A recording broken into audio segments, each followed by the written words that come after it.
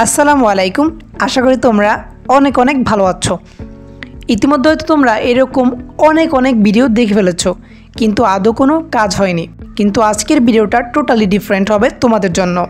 তো তোমরা একটা বিষয় মনে রাখবে, ভালো মার্ক তুমি অবশ্যই গেইন করতে পারবে যদি জানা থাকে একটু টেকনিক।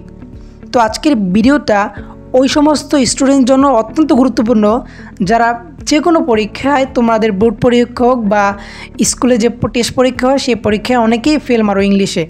তো সামান্য কিছু মার্কের জন্য অনেক স্টুডেন্ট ফেল করে, তাদের জন্য আজকের ভিডিওটি বিশেষ করে তৈরি করা হয়েছে। তোমরা আজকের এই ভিডিওটি সম্পূর্ণ দেখো, তাহলে তোমরা এসট্রি ভালোভাবে লিখতে পারবে এবং ভালো একটা মার্ক গেইন করতে পারবে যে কোনো বোর্ড পরীক্ষায়। ঠিক আছে, তো চলো ভিডিওটি আজকে শুরু করা যাক।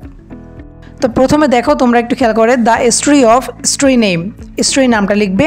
তারপর প্রথমে প্রশ্নে যতটুকু দেওয়া থাকবে ঠিক ততটুকুই লিখবে, মানে তোমাদের প্রশ্নপত্রে যেটুকু দেওয়া থাকবে তোমরা ওই অংশটুকু আগে তুলে দেবে, তারপর লেখা শুরু করবে। কি দেখো, আমি অর্থসহ তোমাদেরকে বলে দিচ্ছি, তোমরা পার্ট টু পার্ট আশা করি বুঝবে।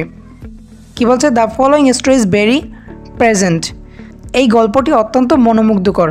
তারপর বলা হয়েছে, in this story there is one solution in which character who is chief figure in the story. কী বলা হয়েছে দেখো একটু, এই গল্পে একটি পরিস্থিতি রয়েছে যেখানে একজন চরিত্র আছে যে গল্পের প্রধান কেন্দ্রবিন্দু। এটা হচ্ছে এই লাইনটার অর্থ। তারপরে দেখো, as we come to know through this story here is suspense what make to story entertaining. দেখো কি বলা হয়েছে লাইনটার অর্থ থেকে, আমরা যেমন এই গল্পের মাধ্যমে জানতে পারি এখানে একটি রহস্য রয়েছে যা গল্পটিকে আকর্ষণীয় করে তোলে। তারপরের লাইনটা দেখো, the story based on a solution which is related to human life. তারপর there is some point below the story, all point are essential.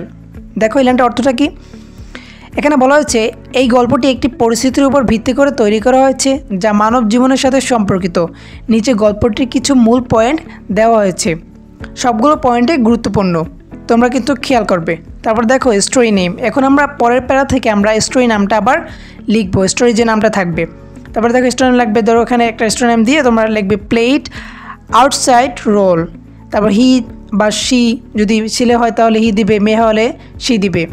ঠিক আছে, যদি ছেলে হয় তাহলে হি দিবে, এবার যদি মেয়ে হয় তাহলে শি দিবে। তাহলে দেখো ওয়াজ হাইলাইটেড অ্যাজ হিরো বা হিরোইন অফ স্টোরি নেম, এখানে স্টোরি নাম দিবে, পারলে এখানে কয়েকটা লাইন বাক্য বা কয়েকটা লাইন লিখে দিবে। ঠিক আছে, তা দেখো এই লাইনটার অর্থ কী দাঁড়ায়, গল্পের নাম মানে যে কোনো একটি গল্পের নাম হতে পারে, একটি অসাধারণ ভূমিকা পালন করেছেন এবং তিনি গল্পের একজন নায়ক এবং নায়িকা হিসেবে উল্লেখিত হয়েছেন। তারপরের লাইনটা দেখো, কয়টা পারলে লাইন তোমরা যুক্ত করে দিবে, তারপর না পারলে তোমরা লিখে দেবে পারতে এটুকুই। There is many interesting character in this story, the above story was really interesting and educational for us. It concluded that above story is apt. কী বলা হয়েছে এখানে, এই গল্পে অনেক আকর্ষণীয় চরিত্র রয়েছে, উপরোক্ত গল্পটি আমাদের জন্য সত্যি আকর্ষণীয় এবং শিক্ষামূলক ছিল। গল্পটি এই সিদ্ধান্তে পৌঁছেছে যেটি অত্যন্ত প্রাসঙ্গিক।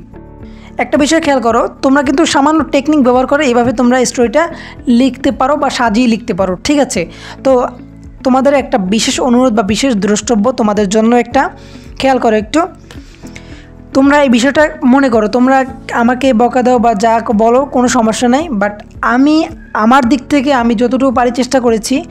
বিগত বছরে অনেক স্টুডেন্ট আছো, তোমরা ইংরেজিতে ফেল মারেছো সামান্য কিছু মার্কসের অভাবে। দেখো একটা বিষয়, অনেকেই বলবে এই ধরনের ভিডিওতে, মানে এই ধরনের ভিডিও করলে বা এরকম স্টোরি সাজেশন দিলে আমাদেরকে, আমরা পরীক্ষায় খাতায় ভালো মার্ক পাই না বা স্কুলেও পাই না। আসলে আমি একটু বলি, তোমরা একটু শোনো, যে এই স্টোরি তোমরা যদি কোনো স্কুল কোনো স্যারের কাছে লিখো তোমরা কিন্তু জাস্ট মারা খাবা। ঠিক আছে, তো অতএব তোমরা কোনো স্যারের কাছে স্টোরি দেবা না। আমি অ্যাকচুয়ালি এইটাই বোঝাতে চাচ্ছি যে তোমরা যখন দেখবা একেবারেই কোনো স্টোরি তোমাদের কমন না আসে বা তোমরা লিখতে পারো না, তখনই এই ফরম্যাটটা শুধু ব্যবহার করবে। ঠিক আছে, কেন ব্যবহার করবে, ইতিমধ্যে অনেক স্টুডেন্ট তোমরা ফেল করেছো ইংলিশে সামান্য কিছু লেখার অভাবে। তোমরা সাদা পৃষ্ঠা রেখে চলে আসো, এই স্টোরি লিখি নেই আমি, প্যারাগ্রাফ লিখি নেই আমি, কমন আসে না লিখি নেই। বাট কিছু না লেখার চেয়ে কিছু লেখা ভালো, যেটা হোক ভুল। দেখো বোর্ড পরীক্ষায় স্যারেরা কিন্তু ওইভাবে তোমাদের পেপারটা দেখে না, প্রথম কীভাবে তোমরা শুরু করছো স্টার্টিংটা দেখে, তারপর এন্ডিংটা দেখে, মাঝখান দিয়ে টান দিয়ে চলে যায়। এটা হচ্ছে তাদের খাতা দেখার সিস্টেম। তো তোমরা যদি প্রথম দিকে একটু ভালো কয়েকটা লাইন লিখতে পারো বা লাস্টের দিকে একটু কয়েকটা লাইন লিখতে পারো, তাহলে কিন্তু তারা এভাবেই দেখবে।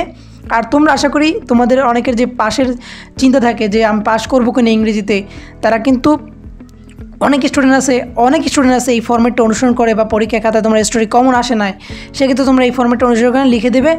আশা করি তোমাদের কম দিলেও 5 থেকে 6 মার্ক তোমরা এখান থেকে পাবে। অতএব নাই মামার থেকে কানামামা ভালো একটা কথা আছে, সেটাই।